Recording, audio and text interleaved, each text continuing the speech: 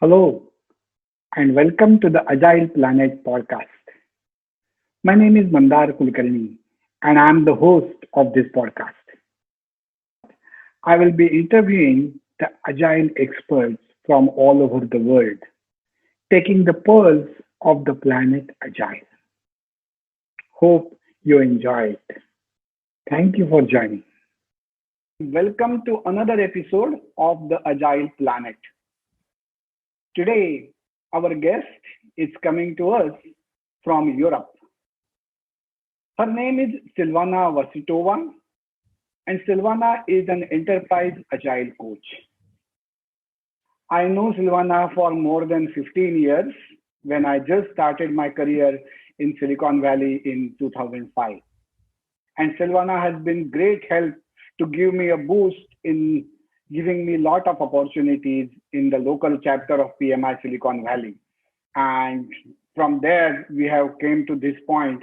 And when I thought of this interview and episode, her name came to my mind as a first name. With that introduction, I would welcome Silvana to join this Agile Planet podcast and then request her to give her introduction in detail, and then we'll take it from there one by one. Thank you, Mandar. It's a pleasure to be here. Thank you. So, Silvana, I just gave you a very brief one-liner introduction, but tell us more about you, what you are doing these days, what is the role, what kind of industry you are in, what kind of company it is. You don't have to take any particular name.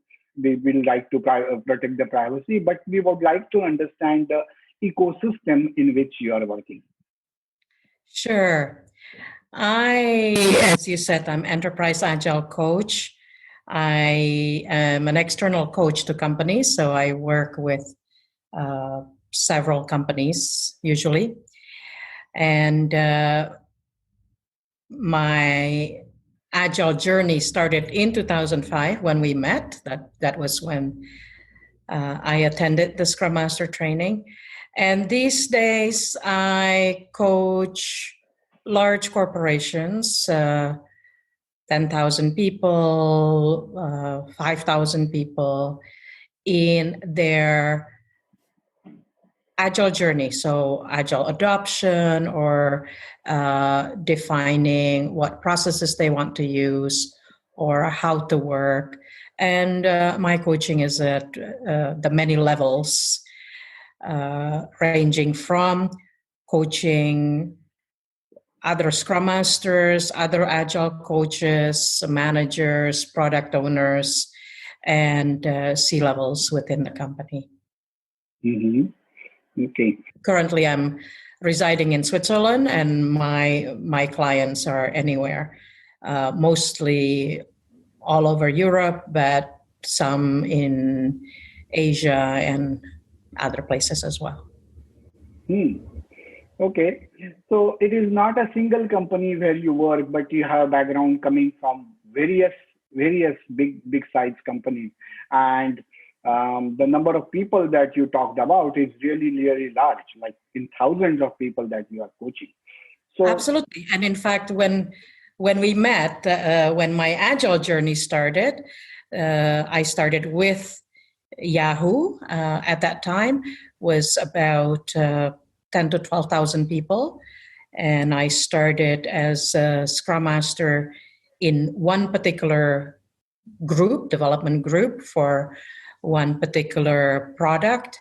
And then within my 5 years at Yahoo, I moved to several different teams and different products with co-located teams, distributed teams. So already then, starting in California, I had the pleasure of working with teams who had members residing in Northern California and in Southern California, and then later on in teams that were Europe-based, but 6 cities in 5 European countries, and then later on with Yahoo Switzerland. So yes, I started with teams within large companies, but of course, with agility, you work with a team to begin with. And the one thing that became evident since 2005 until my work now is when the change is happening at the enterprise level, it's one thing to be working with the teams, but then within the enterprise itself and how the inter-team communication and collaboration is established and how to make that work, and then what policies are at the company level to facilitate those kinds of collaborations. All of that makes a difference. So it's easy to do the work at the team level, easy relatively, but there's still work to be done. But then the collaboration among the teams and throughout the whole enterprise, that's when it gets really, that's where many surprises may lie. Sure. So here is coming to the point that since you have worked in many different organizations and grown from a role of a Scrum Master to the role of Agile Coach and Enterprise Agile Coach, what my question to you is, in these companies, whenever you have worked, you must have implemented various flavors of Agile, right? From plain simple Scrum and Kanban to some large level frameworks like SAFe. And my real interest is to find out all these bookish or all this theoretical information that we learn when we do some certifications or some classes. But when we actually go into implementation, you need to do many tweaks and tuning so that the organization adopts it without much resistance. Of course, there will be resistance that we all understand, but that resistance will be smoothened, or slowly at least you are able to convince people that this is the right thing to do. So can you give us some of those examples, maybe from one, maybe from multiple companies, that what kind of tweaks and tuning you did in the standard recommended processes, and then it had slowly given you the success? I don't think there is one recipe. If there is one, I haven't found it. I actually don't believe there is one. There are organizations and consultants who sell particular solutions. I don't believe that is work. Not in my 15 years, I have not seen that. So the typical thing is the organization needs to decide what it really wants. When it says we want Agile, what does that really mean? And having a good understanding of what they really mean sets the tone and the pace for everything else. There are organizations who want the buzzword and don't want the empowered people, empowered team members. There are organizations with middle and high level managers who want to make all the decisions and have all the controls and not be trusting their teams or their product owners to make decisions. Then that's going to be a different kind of Agile than what you have in organizations that embrace all of that. So the reason I say there is no one answer is depending on the leadership team and the culture of the organization, you will get a different flavor. There is no one approach or one framework that really works. If I am to say which one I keep on coming back to, I keep on coming back to scaling from the perspective of Scrum of Scrums or Scrum at Scale approaches from Jeff Sutherland. Obviously, there are many teams that do Kanban instead of Scrum, but then again, the decision at scale, my preference is to use the Scrum at Scale model. But even there, it's not it's not the one solution, the one recipe that has worked everywhere. And plus, I started working on agile transformations before Scrum at Scale was formulated and made available at large. So it's always, as a consultant or external coach, it's always a question of what are the real goals and objectives of that particular agile transformation, and help my client achieve that. Obviously. So the point you mentioned some time back, that the organizations have different kind of agenda. It could be very genuine agenda that yes, we want to take the advantage of agile methodology, process, philosophy. And the other side, you have the teams who just want to focus on the buzzword. So here is my question. Whenever you start interacting with those team, enterprise or higher level people who make the decisions, which side we want to go to, how do you try to gauge which side they are, whether they are really genuinely interested or whether they just want to have the buzzwords? How do you do that? It's asking the same questions I articulated 5 minutes ago. The same questions. What do you want to achieve? What do you want to get? When you say you want agile, what does that mean to you?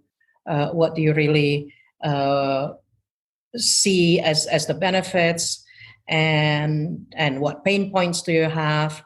And then based on all of those answers, then there is a range of, we can go this far or this far or this far. What do you really want? And sometimes the answer changes over time. So at the initial meeting, their level of understanding of agility and my level of understanding of the organization are at certain point. And then we collaborate over several months, and then our individual understandings change and our mutual understanding of the common goal shifts. That's actually quite typical. And then after that shift, we say, okay, how much further do we want to go? And what often happens is after 6 months, the client and the managers see some results. And oftentimes it's good results. It's results that they like, or they like which way it's going. And then it's a question of, okay, how much more? And do we step on the gas? Do we continue at our pace? Sometimes the expectation is, let's move faster. But then that moving faster very much depends on the capacity of individuals and individual teams to observe, to adapt, to change, and even our capacity as coaches, whether it's me, myself, or a team of coaches, to help guide them to more quickly absorb and shift to the agile ways of working. And then it also depends on how different that way of working is from their current way of working. So all of that. So to answer your question, what questions and how do we do it?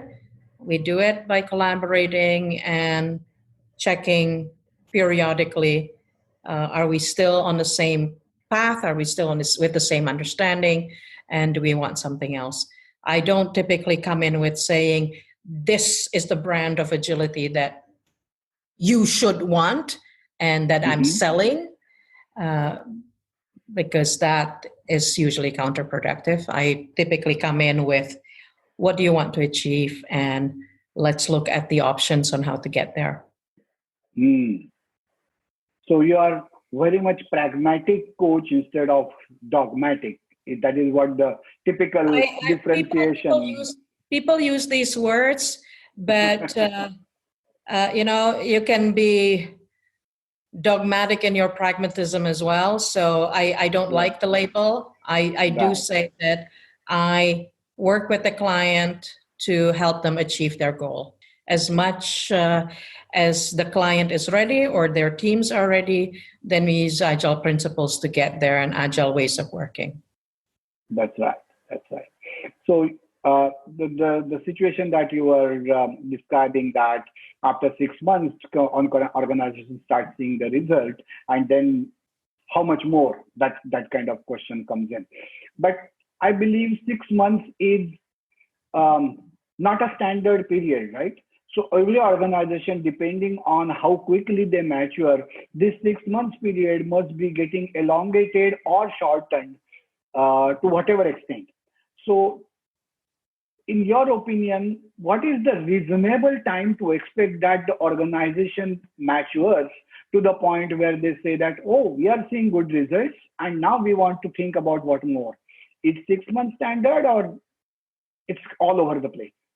As I said before, there is no one answer. So, for example, I worked with one client that had a development team of maybe 30 people, and the whole company was under 200. Within 2 months, they saw results, right? Well, 30 people, that's easy enough to do the trainings and the coaching, and they, in fact, that in that particular case, even my coaching was reasonably lightweight. I was on site every single day, and we agreed on specific milestones when we would check in, when I would come and answer questions and guide them some more. And after 2 months, they were the ones who were saying, wow, this is incredible. This is so much better than before. But then it's an organization of 30 developers and less than 200 people.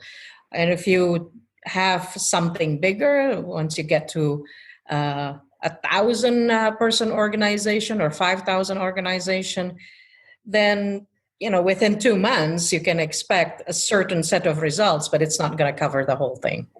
Yep. Sure.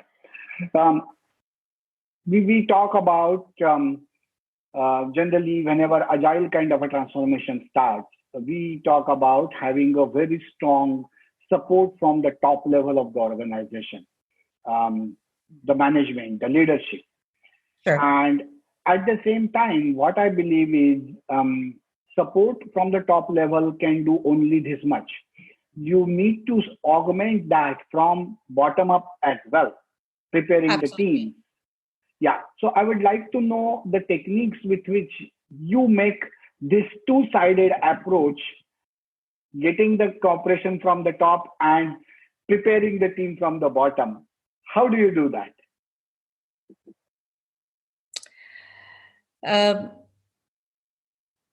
So it's the same question of what do we want to achieve? That's the conversation with the leadership. And then how do we want to get there, and agreeing on a plan, and then breaking that plan into executable actions. And then the same conversation with the teams of, this is where the organization wants to go. Do you think it's reasonable? Because the team members may have some thoughts around that. And assuming yes, then let's go there. And we've been asked to try Agile, so let's give it a go. And let's see how it goes. And after 2 months, if you don't like it, we can adjust some things. Or I give them the option of, we can abandon it altogether if it really doesn't work. I have personally not had a team that tried Scrum or Kanban completely stop it, but I hear about teams that have had that experience. Has not happened to me or the teams that I've worked with directly. So the conversation still needs to happen. And then, how do you start Scrum or how do you start Kanban? You do it. You start with doing it. And with one team in particular, I gave them a short introduction in the morning, and then we worked on the product backlog in the afternoon, and the next day they started sprinting. And after 2 weeks or 3 weeks, then we do retrospective. We see how it worked, what needs adjusting. We do that, we commit to doing that, and we go again. And after 2 months, you see whether this is getting us somewhere or not. Now, what happens within the first 2 months is it's uncomfortable, especially if it's a big change from the way the team was working. So being there, or even not being there full time, but being there sometime to answer questions, to ease their discomfort, that is usually helpful. But the only way to get to agility is doing agility. And then being agile is as the mantra says, you don't want to just do agile, you want to be agile. But the way to being is by doing. Sure.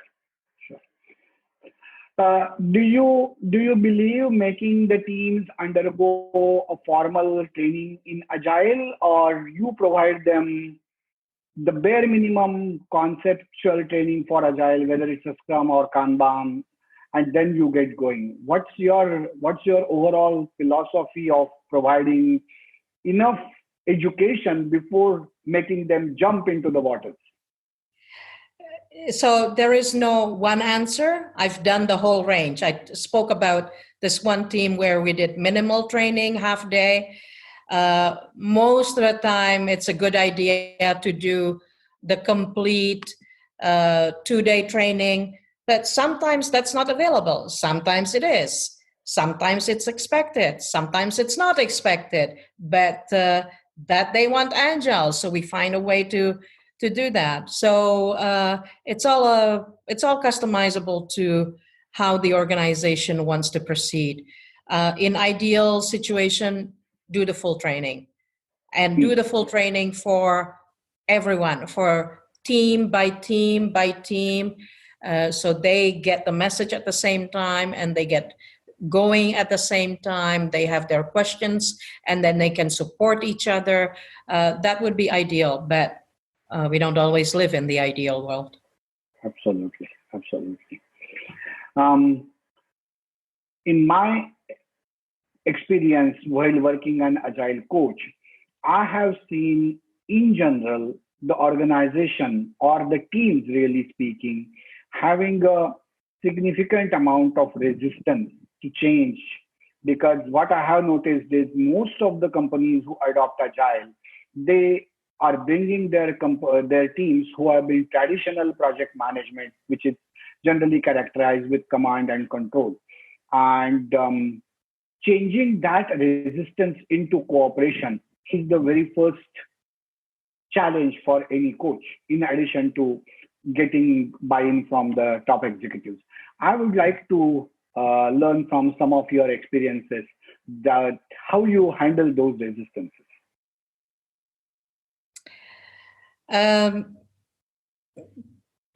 They vary, the approaches vary, but if there is one thing that I can generalize on, and that is to say, we try it, and if something doesn't work, we change it. And that's inspect and adapt is a basic tenet of agility. So it's not wrong to say we try it. And then when I say we try it, we give it a good try. We don't just do the surface trying or pretend trying, because then you don't get the results. And then you can't really base decisions on some artificial going through the motions without doing it. So if I'm involved, then we say, okay, we give it a good try. If after 2 months we see that it's really not helping us in any way, then we'll change it or we'll do something else. I give that option, but let's give it an honest effort. And the typical changes that get recommended during retrospectives are usually in the spirit of we are doing this, but we want to do it better. And so we tweak small aspects of how the team works.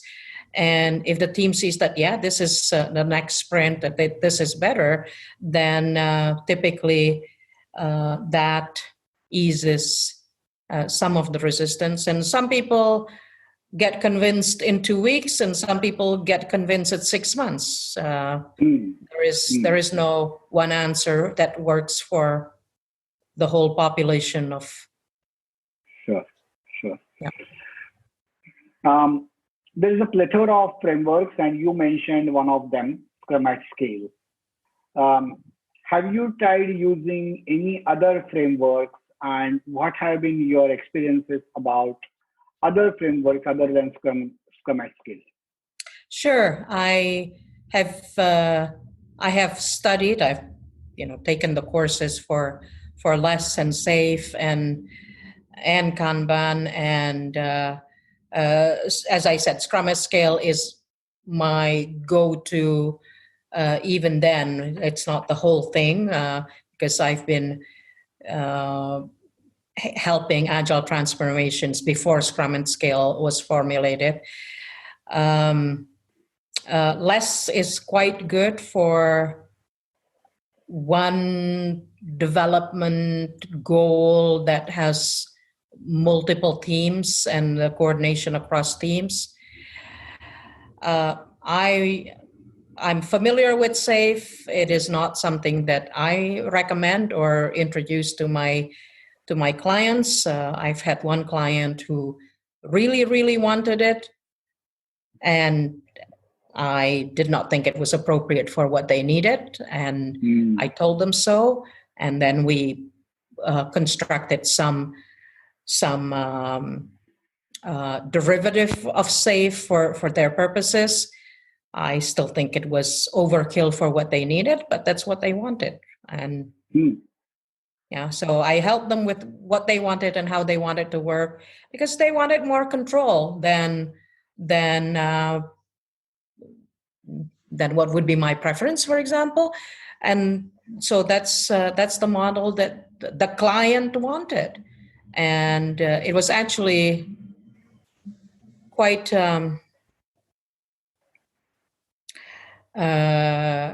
interesting, because it was really SAFE was really an overkill for what they needed. But if they wanted, I get advice and I don't make decisions. Sure. A very interesting feature of your experience, in my opinion, is you have worked in US and you have also worked in Europe. And these Asia. two, and Asia as well. Okay, I was not aware of that. That's a great thing to know. I would really like to compare your experiences in all these three places, because I believe the cultures in all these three places are completely different. Do you agree? And would you like to give us some comparison about that? There is some slight cultural difference, but actually the biggest difference is at the human level. There is a huge spectrum of an individual's ability and willingness to embrace change. And that huge spectrum at the individual human level, that's the same in US, in Europe, in Asia. There are people who are ready and gung-ho to do something new, and then there are the ones who want to see results of somebody else before they even try. And that happens everywhere. The one thing that can be generalized is, Europe adopted agility much later than the US. Well, yes, it is much later, but it started in US. So it's not really the culture of whether we want to start or not. It started there. By the time we met in 2005, the Agile Manifesto was already 4 years old, and there were people doing Scrum already for 7-8 years. And I was just getting started at that point. And then I came to Europe, and the last 10 years, I'm helping organizations, and it's always helping them get started. Or they have already started and they need to keep going, but they're not yet fully self-generating in their agile thinking and working, and they still need assistance. So I may come at that point. So we can say, it came later, but it's also later because this is not the birthplace of agile thinking. Or actually, this is not true because Kent Beck was in Europe to begin with, and he started with extreme programming, and that was already practiced, if not well known, in Europe. And to this day, it's still practiced and not as well known as Scrum and Kanban, for example. But it's something that started in Europe. So there are some cultural differences, but there are more cultural differences between sectors.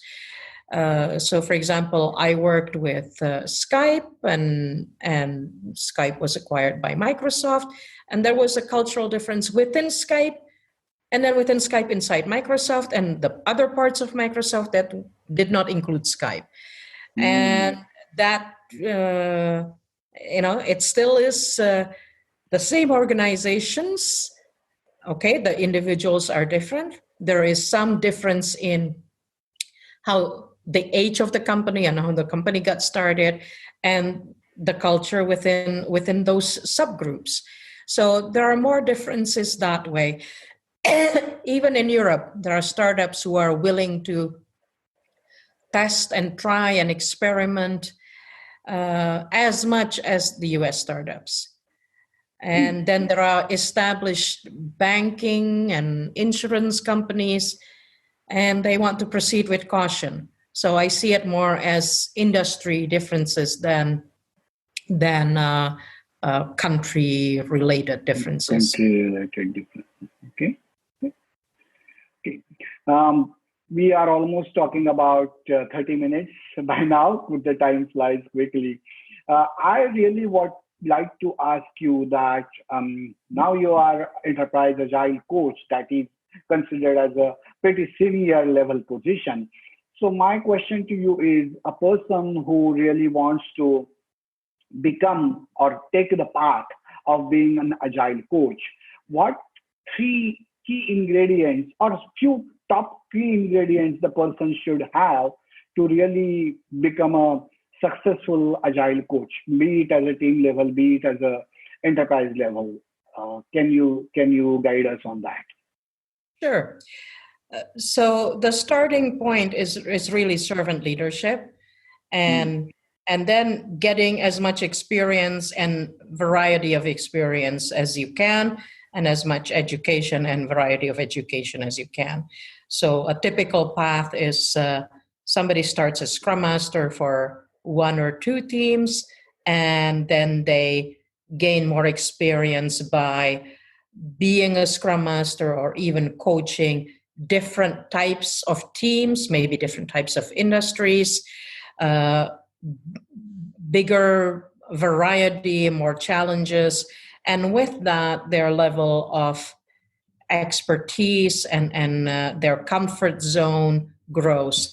So similar to flight hours for pilots, in the case of Scrum Masters and Agile coaches, I really look at how much they've done, how much experience they have, and whether it was in true spirit of agility or the agile labels and in name only.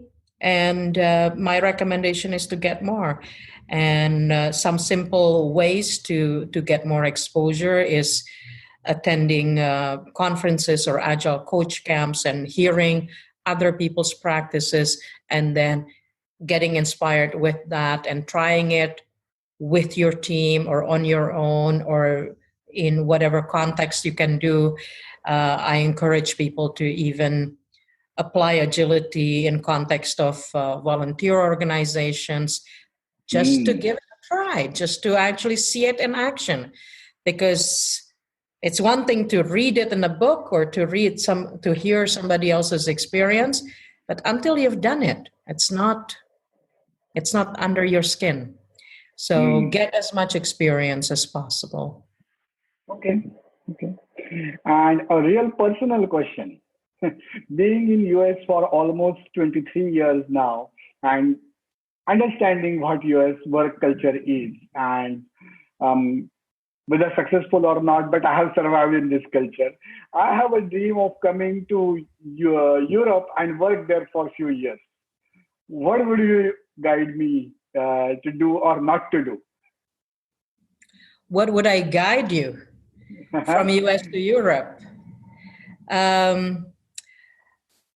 Well, it does depend on what you'll be doing. So what company, what industry, and to observe that and adjust to that culture. So if you're in a startup in Europe, you can probably still show up in jeans and have an informal working environment. If it's a banking or insurance company, you probably need to dress up some more and be somewhat more formal. And all of that, and that's true in the US as well. You look at your colleagues, you see how they dress, how they greet each other, how they behave towards each other. And when in Rome, do as the Romans do. So, for example, one of the things that I noticed when I first started working in Europe is that when we would start an online meeting, I'd be ready to jump into the agenda, and my European colleagues would, and this is during our stand-up phone call, and my European colleagues would start with "Good morning." Good morning, everybody. And I would feel like, oh, but that takes an extra 2-3 seconds that is not contributing information to our common goal of today. But this is the culture of we greet everyone. This was the group where we would do that. And good morning in whatever language, actually most of the time we spoke English. So saying good morning is longer than saying hi in my typical California team. So that was something that I needed to be more patient, not because this was an unusual requirement. It's just that's not how we work there, but this is how we work here. And this is the culture that I was entering into. So this is what I would adjust into. Those kinds of little things, but those are the things where that either makes or breaks a team is how well do we work together and how well do we fit in with each other. Okay. So your emphasis is more on getting along with the people and team's culture than anything related to specific work, as I understand. Well, I would introduce what the Agile concepts and principles are, but it's still the successful adoption depends on the individuals embracing it.